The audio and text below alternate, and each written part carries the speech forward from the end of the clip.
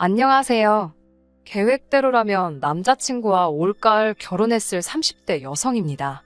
사랑했던 남자친구와 이렇게 인생 제임하게 문턱에서 이별을 할 줄은 상상도 못했지만 무개념인 남자친구의 여동생과 그의 어머니 때문에 힘든 결정을 내렸습니다.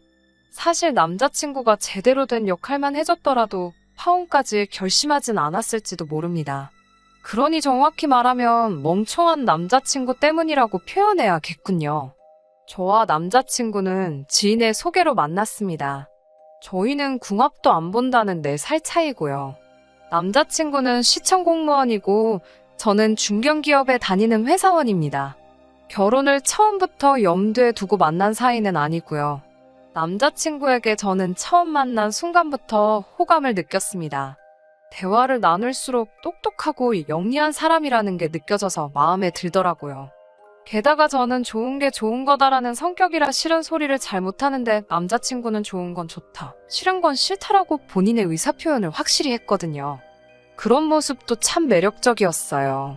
언젠가 남자친구에게 당신은 내 어떤 점이 좋았냐고 물으니 웃는 게 예쁘고 심성이 착한 것 같았답니다. 지금 생각해보면 칭찬도 아니에요.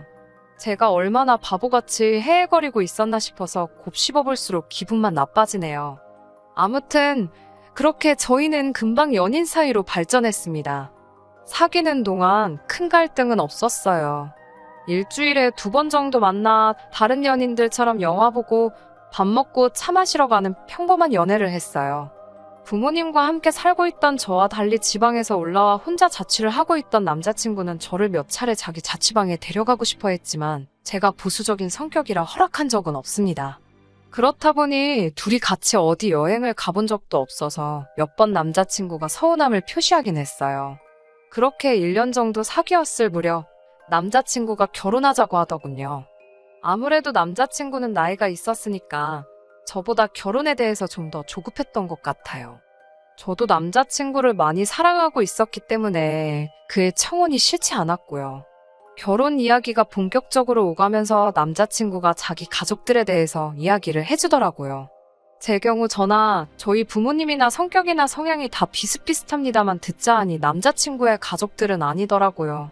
어머님이나 아버님 성격은 뭐 그러려니 했는데 인상 깊었던 건 바로 남자친구의 여동생에 관한 것이었습니다.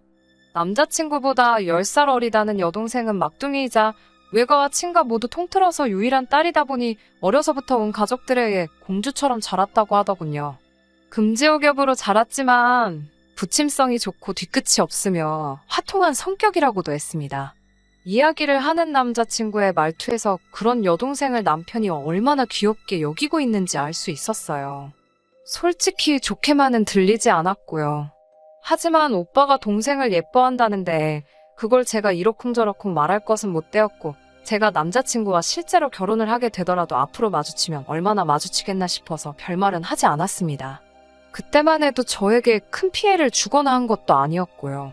처음으로 인사를 드리러 간 날이었습니다. 남자친구 집에 도착해 들어가니 어머님이 저희를 반겨주셨고 거실에는 아버님과 남자친구의 여동생이 앉아 있었어요. 제가 사간 선물을 내려놓으니 여동생이 와서 보더라고요. 제가 사간 건 과일 케이크하고 와인이었는데요. 그걸 본 여동생이 이 와인은 이번 주에 내 친구 생일 파티할 때 가져갈 거니까 아무도 손대지 말라고 소리를 치더라고요. 사온 사람인 제가 버젓이 앞에 있는데 그렇게 말하는 걸 보고 이 사람은 어려운 사람이 없다는 걸 한 번에 알아차렸습니다. 그런 여동생에게 남자친구는 한술 더 떠서는 필요하면 오빠가 또 사줄게 그러고 있는데 솔직히 꼴사납더라고요. 식사 준비를 하신다며 어머님이 부엌으로 향하셨고 저는 손님이니까 당연히 따라가지 않았어요. 그런데 신우가 저더러 언니는 안 하냐고 묻더라고요. 제가 무슨 이야기냐고 묻자 우리 엄마 혼자 부엌에 있는데 언니 가서 안 도와줄 거야 라고 반말로 묻더라고요. 반말로요. 처음부터 계속해서 반말로 말하는데 제가 윗사람 노릇을 하고 싶어서가 아니라 초면이잖아요. 초면에 거리낌 없이 반말로 하고 싶은 말을 다 하는 여동생을 보고 있자니 여러 의미로 대단하다 싶더라고요. 그렇다고 제가 같이 반말을 할 수는 없는 노릇이었으니 아가씨가 도와드리면 되지 않나요? 라고 물었습니다. 그러자 다시 저에게 며느리가 왔는데 딸이 왜 하냐고 하기 싫으면 하지 말랍니다. 그러면서 제 남자친구한테 오빠가 가서 얼른 도와드려. 오빠 손님이잖아라고 약간 빈정거리듯 말하더군요. 어쩌면 빈정거린 게 아닐지도 모릅니다. 하지만 제가 느낀 건 빈정거린 게 아니라면 이 사람은 정말 생각이 없다는 거였어요. 다행히 그 사이에 어머님이 식사 준비 다 되었다며 저희를 부르셨어요. 식탁에 모여 앉았는데 이번에도 여동생은 아무것도 하지 않고 가만히 앉아 있더라고요. 제가 결국 수저랑 젓가락 놓는 걸 도왔습니다. 물론 전혀 어려운 일은 아니었지만 그 여동생의 태도가 짜증이 났어요. 이제 정말 준비가 다 되어서 식사를 하려는데 그 여동생이 저에게 나 물 좀 이러면서 컵을 주더라고요. 물론 정수기가 제 뒤에 있기는 했지만 황당하더라고요. 식사를 시작하면서 남자친구 부모님은 저에게 이런저런 질문들을 하셨습니다. 듣자 하니 어디 회사를 다닌다면서 어쩌다 공무원인 자기 아들하고 만나게 됐는지 무척 궁금하신 눈치였어요. 절대 무시하는 건 아니지만 남편은 3년차 구급 공무원이었고 저는 회사에서 대리였는데 시부모님은 회사 생활을 한 번도 해본 적이 없으신 분들이라 그런지 무조건 공무원이 최고다라고 생각하시더군요.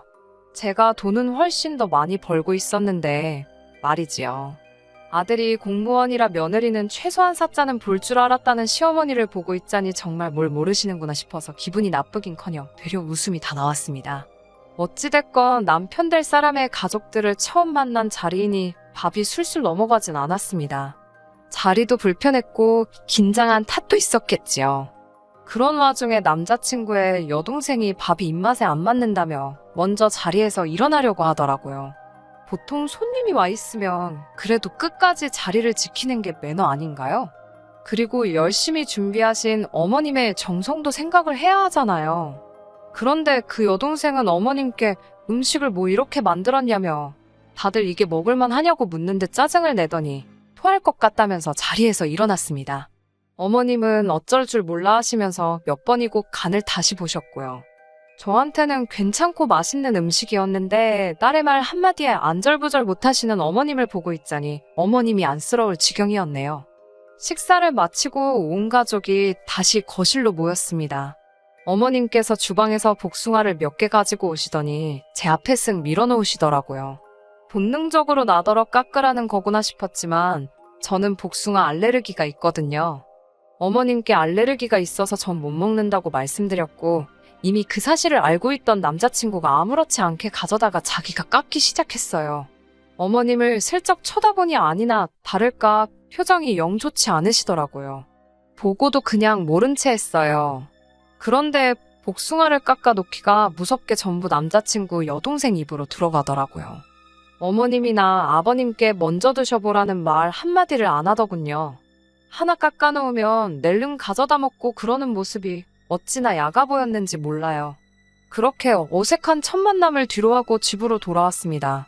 남자친구의 차가 눈앞에서 사라지는 걸 보고 나서 저는 편의점에 가서 맥주를 사들고 집에 들어왔습니다. 혼자 맥주를 마시며 하루를 곱씹어보고 있는데 남자친구에게 전화가 걸려왔어요. 오늘 정말 분위기가 좋았던 것 같지 않냐는 남자친구의 말에 할 말을 잃을 뻔했습니다. 저는 당신 여동생이 너무 신경 쓰인다고 솔직히 말했습니다. 초면부터 반말에 예의도 없고 당신 집안에서는 얼마나 귀한 딸이라 그렇게 마음대로 행동하는지 몰라도 내 입장에서는 나를 무시하는 걸로 느껴졌다고요. 그러자 남자친구는 워낙에 동생이 어리고 철이 없어서 그런 거라며 막상 결혼하면 우리는 서울에서 따로 살거니까 너무 신경 쓰지 않아도 된답니다. 1년에 보면 몇 번이나 보겠냐면서 그냥 그러려니 하고 넘기라더군요. 우리 둘만 잘 살면 되는 거 아니냐면서요. 그 일이 있고 얼마 지나지 않아 상견례를 하게 되었습니다. 상견례 장소는 남자친구의 부모님이 이동수단이 없었기에 저희가 내려가는 쪽으로 이야기가 되었습니다.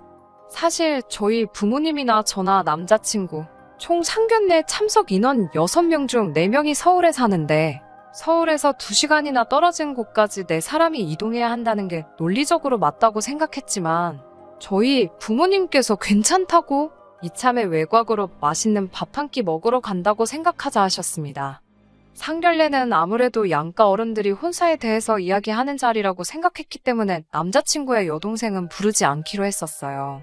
솔직히 말하면 저번에 제가 받은 첫인상이 좋지 않았던 것도 한몫했고요. 남자친구도 제 의견을 존중한다 했으니 그 부분에 있어선 조금의 걱정이나 의심이 없었습니다. 하지만 정작 상견례 장소에 도착하니 남자친구의 여동생이 버젓이 한 자리 차지하고 앉아있더라고요. 어이가 없어서 남자친구를 쳐다보니 남자친구가 너는 여기 왜 나왔냐고 한 소리 하긴 하더라고요. 그러자 한다는 소리가 집에 있어봤자 심심하니까 따라 나왔다는 거예요. 옆에서 어머님도 하신다는 말이 집에 딱히 먹을 것도 없고 나와서 한 끼 맛있게 먹으라고 데리고 오셨답니다. 음식이 하나씩 나올 때마다 남자친구의 여동생은 전체 테이블 샷을 찍어야 한다며 모든 사람들을 멈추게 했습니다. 그리고는 음식 사진 한 장, 전체 테이블 사진 한 장 이렇게 찍어대더라고요. 황당했지만 저희 부모님이 요즘 애들이 다 그런 것 같다면서 최대한 협조를 해주고 계셨어요. 저로선 진짜 황당했지요. 그러다가 남자친구 여동생이 잠시 화장실을 간다고 자리를 비웠고 그 사이에 메인 메뉴가 나왔습니다. 사진가가 자리를 비웠고 사진을 찍은 뒤 식사를 하는 것에 익숙하지 않으셨던 어른들은 아무 의심 없이 한술 뜨셨습니다. 그때 화장실에서 돌아온 남자친구의 여동생이 소리를 지르더니 사진도 안 찍었는데 왜 식사를 하냐면서 어른들한테 무안을 주더라고요. 누가 봐도 정말 싸가지가 없는 행동이잖아요. 남자친구가 적당히 하라고 한마디 하니까 어떻게 오빠가 자기한테 말을 그렇게 하냐면서 냅다 울어버리더군요. 그러자 어머님은 넌 왜 말을 그렇게 하냐면서 먼저 밥 먹어서 미안하다고 사과를 하고 계신 거예요. 아버님은 저희 부모님한테 한다는 소리가 당신 딸이 마음이 여려서 그렇답니다. 진지하고 엄숙한 분위기에서 상견례가 이루어지길 바랬는데 이건 뭐 개판 5분 전이었어요. 저야말로 울고 싶은 심정이었습니다. 저희 부모님께서 신혼집을 비롯한 혼수나 예물 등은 어떻게 하는 게 좋을지 물어보셨습니다. 저와 남자친구는 사실 이미 어느 정도 이야기가 되어 있는 상황이었고 저희 부모님도 그 내용을 대강 파악하고 계셨지만 그래도 확실히 해두는 편이 좋으니 먼저 말씀을 꺼내신 거였어요. 그러자 시어머니께선 공무원이면 연금이 얼마나 짱짱한지 아시냐면서 요즘에 공무원 배우자가 인기가 최고라는데 들어본 적 없으시냐고 그놈의 공무원 타령을 몇 번이고 하시더라고요. 듣다 못한 저희 어머니가 공무원도 살 집은 있어야 하지 않겠냐고 물으셨고 그제서야 어머님께서는 아들이 일단 자취를 하고 있으니 그 자취방 보증금을 빼면 어느 정도 돈이 될 거라 하시더군요. 제가 알기론 그 보증금은 남자친구가 벌어서 모은 돈이지 시부모님한테 받은 돈이 아닌데 그렇게 말씀하시니 순간 당황스러웠습니다. 와중에 저희 어머니께서 다시 한번 그래서 정확히 얼마를 도와주실 수 있냐고 단도직입적으로 물으셨어요. 그때 난처해야 하는 어머님 옆에서 남자친구의 여동생이 자기가 유학을 가야 돼서 오빠한테 줄 돈이 없답니다. 지 오빠한테 한다는 소리가 장가가고 싶으면 오빠 능력으로 가래요. 자기 목 탐내지 말고요. 어머님과 아버님도 자기 딸은 아직 어려서 당신들이 도와줘야 한다며 애둘러서 거절 의사를 표현하시더군요. 처음부터 큰 기대도 없었기에 전 그다지 실망하지 않았지만 면전에서 거절을 당하신 저희 부모님은 마음이 무척 상하신 눈치였어요. 그렇다 보니 그 이후로는 제대로 된 이야기가 오가지 못했습니다. 식사를 하는데 밥이 코로 들어가는지 목으로 넘어가는지 알 수도 없었습니다. 그렇게 상견례 자리가 끝나고 슬슬 자리에서 일어나려고 하는데 남자친구한테 전화가 걸려왔어요. 주차장인데 차 좀 빼달라고 하더라고요. 남자친구가 먼저 자리에서 일어났고 저희 부모님도 자리에서 일어나고 계셨습니다. 그런데 갑자기 어머님과 아버님께서 저희 부모님께 맛있게 잘 먹었다고 인사를 하시곤 남자친구의 뒤를 따라 나가시는 거예요. 순간 벙찌더라고요. 그런 저를 보곤 남자친구의 여동생이 저번에 자기 집에 와서 밥 먹고 갔으니까 이번엔 제가 사는 게 맞답니다. 어처구니가 없었지만 이런 걸로 왈가왈부하기 싫어서 알겠다고 돈을 내려는데 제가 시키지 않은 메뉴가 가격에 포함되어 있더라고요. 알고 보니 남자친구의 여동생이 집에 가져간다고 자기 마음대로 포장 주문을 했던 거예요. 이것까지 제가 사줄 이유는 없었습니다. 가뜩이나 남자친구 여동생이 제 상견례 자리 다 망쳤다고 생각하던 마당이었는데 제가 무슨 집에 가져가서 먹을 것까지 사주나요? 저는 그건 빼고 계산해 달라고 했습니다. 귀에 따라 나오는 여자가 계산할 거라고요. 곧이어 뒤에서 느리적거리던 남자친구 여동생의 앙칼진 목소리가 제 뒤통수에 내리꽂히더라고요. 어머님은 무슨 일이냐고 불이 나게 쫓아가셨고 여동생이란 인간은 또 밖에서 다 들릴 만큼 엉엉 울더라고요. 어머님이 전화라도 하신 것인지 어떻게 상황 파악을 한 남자친구가 냉큼 쫓아와서는 음식을 계산했고 저에게 왜 이렇게 윗사람이 옹졸하게 구냐며 싫은 소리를 하더군요. 당신 동생 얌체 같은 거나 어떻게 해보라고 한마디 하니까 애가 어리고 주머니 사정이 좋지 않아서 그런 거라며 저더러 적당히 하랍니다. 집에 돌아와 이 결혼을 어떻게 파할까 고민하기 시작했습니다. 부모님께서도 다시 한번 진지하게 고민해보라 하셨고요. 이미 주변 많은 사람들이 제가 결혼할 예정이라는 사실을 알고 있었기 때문에 파혼을 마음먹기가 쉽지만은 않았습니다. 주변인들이 절 뭐라고 생각할지, 욕을 할지 비웃을지 가늠도 안 되더라고요. 결국 친한 친구 2명에게 고민 상담도 할 겸 유명하다는 카페에서 만나기로 했습니다. 하지만 왼수는 외나무 다리에서 만난다더니 그 말이 딱이더군요. 카페에 앉아서 친구들과 이야기를 나누려고 하는데 누가 제 어깨를 아플 만큼 탁 때렸습니다. 뒤를 돌아보니 남자친구의 여동생이었어요. 반갑기는커녕 길에서 마주쳐도 못 본 채 하는 편이 나을 만큼 어색한 사이라고 생각하는데 그쪽에선 뭐가 그렇게 반가운지 아는 채를 해왔습니다. 저도 친구들과 있었고 남자친구의 여동생도 친구들과 있었기에 적당히 인사만 나눴습니다. 남자친구의 여동생은 보란듯이 저와 제 친구들이 앉아있는 테이블에 바로 옆에 자리를 잡더라고요. 보통은 오히려 아는 사람이 있으면 매너로 좀 떨어져서 앉지 않나요? 카페에 자리도 많았는데 말이지요. 하지만 제가 카페를 전세 낸 것도 아니니 싫어도 별 수 없었습니다. 저는 모처럼 만난 친구들과의 시간을 망치고 싶지 않아서 최대한 남자친구 여동생에겐 신경을 끄려고 했습니다. 그런데 여동생은 계속해서 저희 테이블을 기웃거리면서 커피도 비싼 것만 마신다는 둥, 메뉴도 왜 세 사람인데 뭐하러 4개를 시켰냐는 둥, 쓰잘데기 없는 소리를 하면서 간섭을 하더라고요. 그러더니 급기야 언니 벌면 얼마나 번다고 이런 사치를 부리냐며 아껴 살랍니다. 그리고 상견례 날 자기 너무 황당했다면서 어머님이 저한테 많이 실망하셨다는 그런 이야기를 하는 거예요. 결국 들어주다 못한 제가 한마디 했습니다. 지금 아가씨 때문에 계속 저랑 제 친구들의 대화가 끊어지는 거 모르겠냐고. 가족 얘기는 나중에 둘이 있을 때에도 늦지 않을 것 같다고요. 지금은 저는 친구들하고 시간을 보내러 온 거고 아가씨도 아가씨대로 볼 일이 있을 테니 볼일 잘 보고 집에 가라고 했습니다. 남자친구의 여동생도 그제서야 좀 민망했는지 얼굴이 울그락불그락 하더라고요. 자기 딴에는 나름 시누이 노릇이라도 하고 싶었던 모양입니다. 가까스로 여동생을 무시하고 다시 친구들과의 대화에 집중하려고 하는데 이번엔 남자친구 여동생이 저와 제 친구들을 힐끗거리며 수군거리기 시작했습니다. 본능적으로 저희 얘기를 한다는 걸 알 수 있었어요. 저희 한번 쳐다보고 실실 웃으며 귓속말하고 그러니 얼마나 신경이 쓰이던지요. 결국 화를 참지 못한 제가 신우한테 야 너 나 좀 보자고 잠깐 따라 나오라고 했어요. 그러자 신우가 저를 쳐다보면서 자기한테 하는 말이냐고 다시 되묻더라고요. 그래서 제가 그럼 너 말이지 내가 너 친구들한테 볼 일이 있겠냐고 쏴붙였습니다. 그렇게 여동생이 카페 밖으로 절 따라 나왔고 저는 옆 골목으로 여동생을 데려가 도대체 왜 그러는 거냐며 목소리를 높였습니다. 그제서야 여동생은 자기가 뭘 그렇게 잘못했냐면서 여전히 빳빳하게 굴더라고요. 제가 오래 산 건 아니지만 이렇게 싸가지 없고 개념 밥 말아먹은 여자는 본 적이 없었어요. 저는 결혼을 엎을 때 없더라도 하고 싶은 소리는 해야겠다 싶어서 너 내가 그렇게 웃으냐며 한번 말해보라고 몰아붙였습니다. 그러자 자기 오빠한테 전화할 거라면서 핸드폰을 주머니에서 꺼내는데 손을 덜덜 떨더라고요. 저는 네 오빠 나한테 장가 못 오면 너 때문인 줄 알라고 말하곤 생각 좀 하고 살라고 했습니다.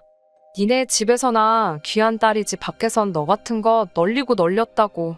공주행세 좀 그만하라고. 네 오빠만 아니었으면 벌써 너 내가 한 대 치고도 남았다고 하니까 다리 힘이 풀렸는지 주저앉아서 또 훌쩍거리더라고요. 마지막을 신랄하게 욕 한 바가지를 해주고 저는 먼저 카페로 돌아왔습니다. 제 눈치를 살피던 친구들이 저에게 다음에 다시 모이자고 해서 친구들한테 미안하다고 사과하고 집으로 돌아왔어요. 집에 돌아와서 샤워하고 쉬려고 침대에 누웠는데 핸드폰이 미친 듯이 울리더라고요. 보니까 제가 모르는 사이에 남자친구한테 이미 수차례 전화가 걸려온 상황이었어요. 무슨 이야기를 할지 이미 어느 정도 짐작이 되던 상황이었기 때문에 오히려 마음이 느긋하더군요. 천천히 전화를 받으니 남자친구가 다짜고짜 큰 소리로 도대체 애한테 무슨 소리를 한 거냐며 화를 내더라고요. 시치미를 뚝 떼고 왜 그러냐 물으니 남자친구가 여동생으로 붙어들었다며 제가 했던 말들을 줄줄이 나열하더군요. 그게 왜 뭐가 문제냐고 물으니까 아무리 애가 정신머리가 없고 그래도 그렇지 그렇게까지 못되게 말을 할 필요가 있었냐고 합니다. 애가 바보 멍청이도 아니고 조근조근 말해주면 다 알아듣는다고요. 그래서 그렇게 조근조근 하고 싶으면 너가 옆에 끼고 그렇게 하라고 했습니다. 남자친구는 저더러 아무 말이나 하지 말라면서 일단은 이건 제가 실수한 게 맞으니까 당장 자기 여동생한테 전화해서 진심으로 사과해달랍니다. 애가 상처를 많이 받았다면서요. 저는 남자친구에게 사과고 뭐고 할 필요도 없다고 나는 이 결혼 안 하겠다고 했습니다. 당신 가진 것 없고 돈도 조금밖에 못 벌지만 그래도 나는 당신하고 결혼하려고 했다. 왜? 당신이 논리적이고 경우가 바른 사람이라서 그랬다고요. 하지만 지금 보니 제가 사람을 봐도 단단히 잘못 봤고 나는 개념 없는 사람은 딱 싫다. 친구로도 싫은데 가족으로 엮이는 건 더 싫다고요. 남자친구는 저더러 어떻게 말을 그렇게 심하게 할 수 있냐면서 저한테 한 번만 숙이고 들어와 달랍니다. 그러면 자기도 살면서 조금씩 고치겠다고요. 그런데 냉정히 제가 아무리 생각해봐도 그렇게 서로 시간 낭비를 할 이유가 없더라고요. 결국 제 뜻대로 헤어졌습니다. 솔직히 이런저런 이유를 떠나서 이미 정이 떨어질 대로 떨어진 탓이라 방법이 없더라고요. 그렇게 저는 결국 파혼을 하게 되었고 저는 지금 너무나 자유롭고 행복한 상황입니다. 주변에 파혼 소식을 알렸을 때 반응들은 제 예상과는 많이 달랐습니다. 저를 욕하거나 비난하진 않을까 두려웠는데 정작 이혼보다는 파혼이 낫다며 저한테 용기 있는 선택을 잘 내렸다고 장하다고 해주더군요. 파혼 후 지금 2주 정도 지난 상황인데 종종 남자친구에게서 연락이 옵니다. 한 번은 저에게 제가 그토록 원한다면 두 번 다시 여동생은 안 보고 살겠다지만 그게 불가능하다는 건 저도 이 사연을 들으시는 여러분들도 다 알고 계시리라 믿습니다. 저는 다시 예전으로 돌아갈 생각이 없어요. 그저 당분간은 미래를 보고 열심히 저만의 인생을 살아보려고 합니다. 끝까지 들어주셔서 감사합니다. 오늘의 사연은 여기까지입니다. 구독과 좋아요, 알람 설정 부탁드리고 더 좋은 사연으로 다시 찾아뵙겠습니다. 감사합니다.